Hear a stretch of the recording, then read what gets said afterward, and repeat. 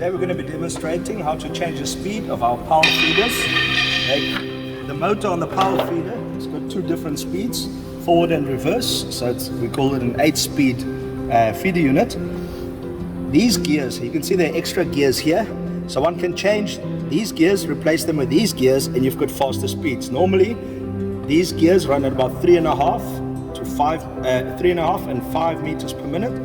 With the bigger gears, or bigger and smaller gear, it runs 7 and 10 meters per minute. But you can also switch these gears around. Then you can run up to 32 meters per minute. So play around with the gears and you can get different speeds. Whatever you like, you can get out of these power feeders.